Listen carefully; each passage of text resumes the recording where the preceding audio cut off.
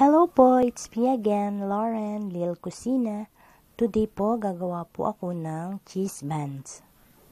Ang mga sangkap po ng aking cheese buns ay 2 teaspoon yeast,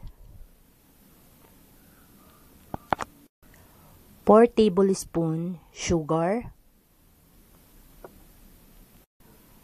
1 cup warm water, 3 and 1/2 cup bread flour. Then meron din po tayong 1/4 cup bread flour for kneading po to. 1/2 teaspoon dough improver. 1/4 cup powdered milk, 1 teaspoon salt, 1 piece egg. Then gagamit din po tayo ng isang pirasong egg yolk para po pang brush po sa ating cheese buns bago po natin ipasok sa ating oven. Then yung 2 teaspoon natin na shortening. Then yung para po sa ating filling, gagamit po tayo ng cheese.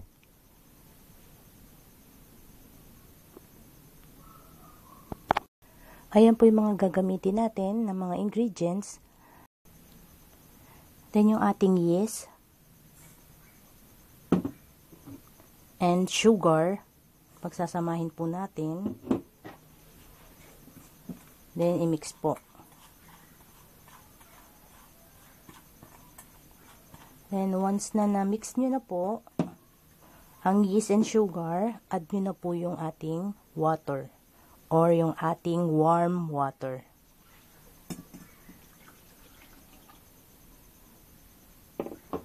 Then, i-set aside po muna natin ito. Gagawin naman natin yung ating bread flour. And yung ating powdered milk. Then yung ating dough improver. Mix lang po natin.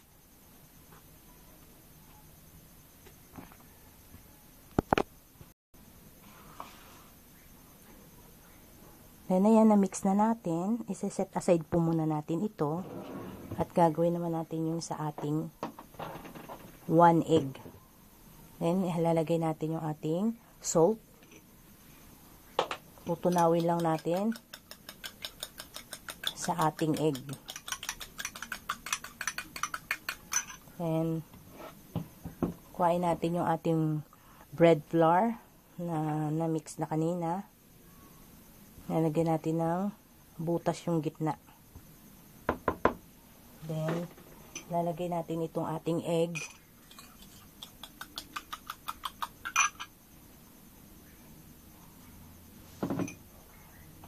Then, yung ating yeast mixture.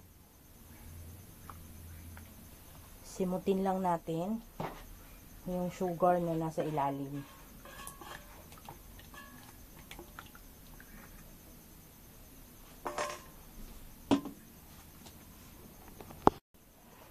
Then, siguraduhin nating malinis ang ating mga kamay. Pag ginagawa po natin ito, simula po sa gitna, imimix po natin ang kamay, paikot. Yan, paikot po sa tabi. Yan.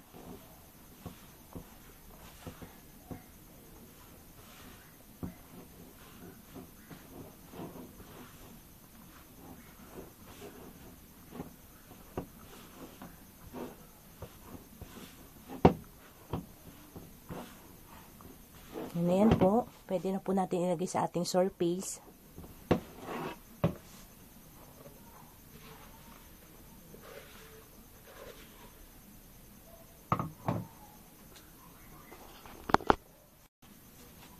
Ayan, simutin lang natin yung nasa lalagyan natin.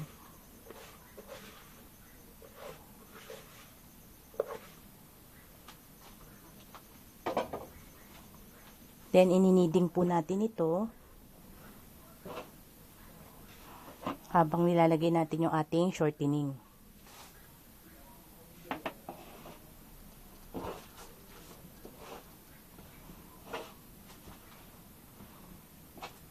Gawin lang po natin ang pagniniding until maging smooth po yung ating dough.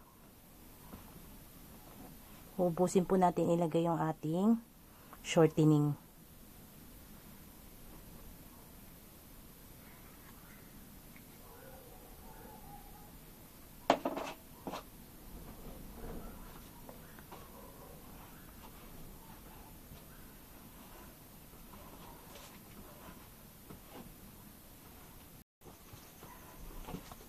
Ayan na po yung dough natin.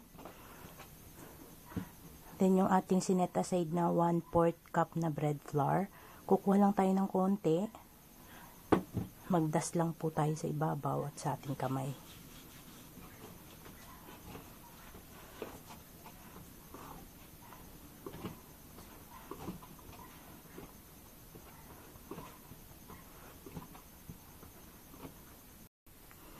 After po ng 30 minutes, naniniding po natin ang ating dough. I-rest po muna natin at least 1 hour. After po ng 1 hour, check na po natin ang ating dough. Then, ayan po, nag-double size na po yung ating dough. Ayan, naalisin natin sa ating bowl. Halagay natin sa surface. Then, ipa-punch down lang po natin.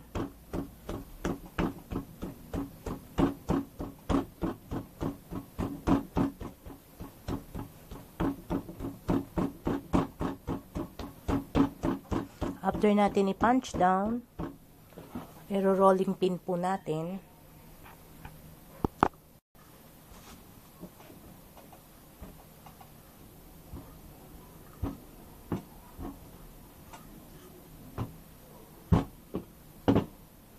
Then, okay na po yung nipis niyan. Nagamit po tayo ng isang takip lang. Malinis naman ito. Hinugasan ko na po. Then, pinatuyo. Ayan po yung gagamitin natin para pare-pareho po yung size ng ating cheese buns.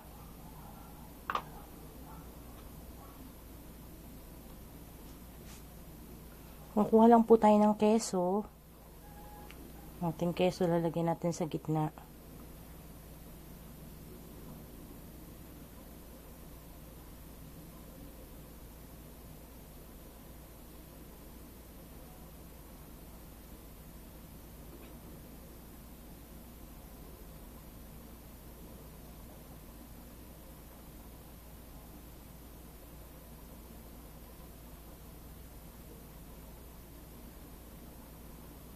Yan, ikutin lang natin.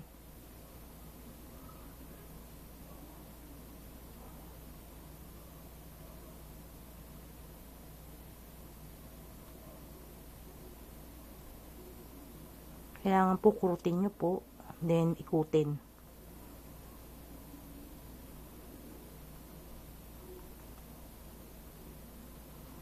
And ulitin po natin ito hanggang maubos natin yung ating dough. Natapos na po tayong mag-filling ng ating cheese buns. Then, paalsahin po natin ito ng another 1 hour bago po natin i-bake. Pan po muna natin ng cheesecloth or towel habang pinaalsa natin. Magbabrush po muna tayo ng egg yolk sa ibabaw ng ating cheese bun.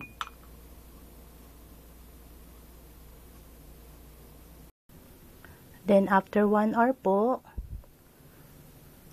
napaalsa na po natin. Then, nabrush ko na rin po ng egg yolk. Then, iluluto na po natin for 30 minutes po. Luto na po yung ating cheese bun.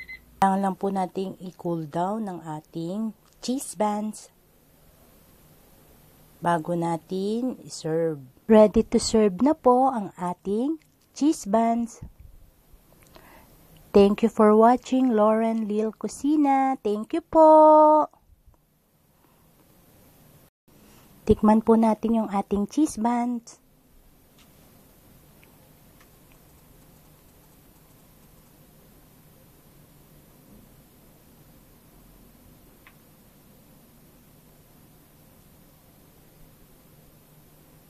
Ayan. Sarap. Tinapay natin malambot. Malambot po yung tinapay natin. Masarap. Ayun yung ating cheese. Sarap. Sarap.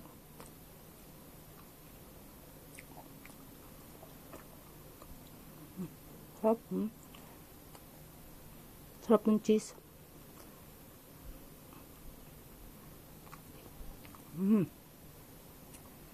Ayan po.